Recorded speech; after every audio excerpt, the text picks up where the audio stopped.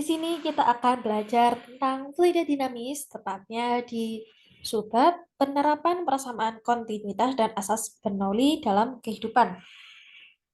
Nah, di penerapan fluida dinamik ini kita akan belajar lima, lima hal. Yang pertama, kebocoran dinding tangki atau prinsip Torricelli. Yang kedua, gaya angkat pesawat, sayap pesawat. Yang ketiga, pipa Venturi. Yang keempat, tabung pitot. Dan yang terakhir, alat penyemprot. Kita bahas dulu yang di video ini, kebocoran dinding tangki atau prinsip Torricelli. Nah, di sini ada sebuah tangki penampungan yang diisi air, tapi di dindingnya itu diberi lubang. Jadi air dapat keluar dari lubang itu. Nah, di sini perbandingan antara luas penampang A1, luas penampang A1 itu berarti luas penampang luas dari luas permukaan dari tangki penampungannya. Yang A2 berarti itu adalah luas dari lubang bocor ini. Nah, kan perbedaan antara A1 dan A2 itu kan sangat jauh ya. Kita balik lagi ke persamaan kontinuitas itu, bahwa semakin kecil luas penampang, maka kecepatannya semakin besar. Semakin besar luas penampang, maka kecepatannya semakin kecil. Jadi di sini V2 itu jauh lebih besar daripada V1. Maka dari itu di sini kita menganggap bahwa V1 sama dengan 0. Nah, di sini P1 itu sama dengan P2. Ya, ini sama-sama terbuka karena udara luar. Maka P1 sama dengan P2 sama dengan P0 atau tekanan udara luar, yaitu sebesar 1 atm.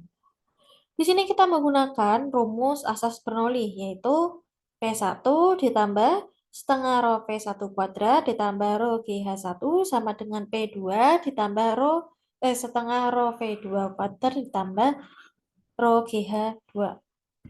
Nah, di sini P1 dan P2-nya itu kan nilainya sama ya, sama-sama 1 atm, berarti bisa kita coret. Lalu yang V1, V1-nya itu kan juga 0, jadi bisa kita hilangkan juga. Berarti tinggal sisa rho GH1 sama dengan setengah rho V2 kuadrat ditambah rho GH2. Nah, kita kelompokkan yang rho GH, berarti rho GH1 dikurangi rho GH2 sama dengan setengah rho V2 kuadrat. Nah, di sini di kedua sisi ini kan ada sama-sama ada rho. Rho-nya bisa kita coret semuanya. Tinggal sisa GH1 dikurangi GH2 sama dengan setengah V2 kuadrat. Nah, di sini kita perlu mengerti berapa nilai dari V2.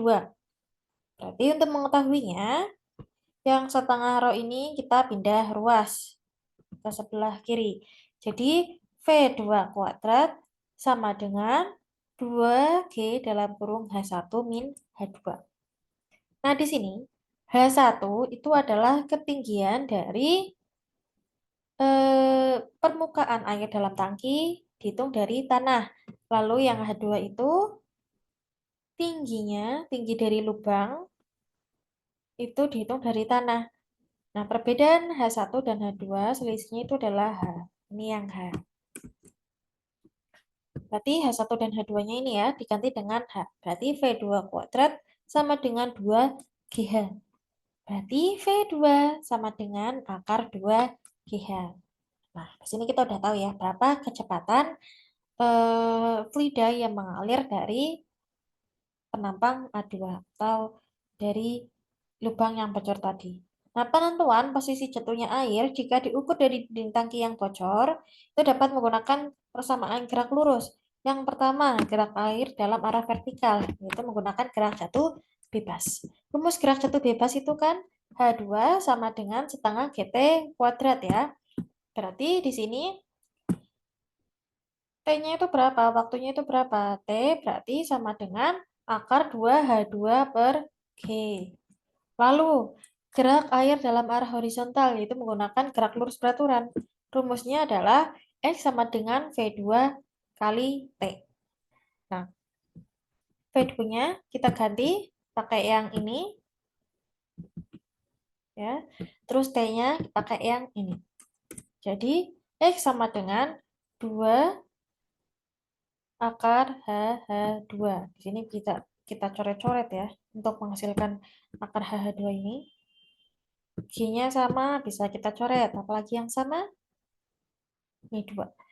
2, 2. Berarti bisa kita keluarkan dari akarnya. Berarti maka dari itu X sama dengan 2 akar HH2. Lalu H1 dikurangi H2 itu kan sama dengan H ya.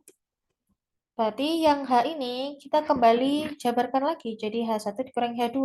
Maka rumus akhirnya adalah X sama dengan 2 akar H1 dikurangi H2 kali H2. Itu untuk kebocoran dinding tangki. Oke, terima kasih. Nanti kita bertemu lagi untuk belajar mengenai penerapan pada gaya angkat sayap pesawat.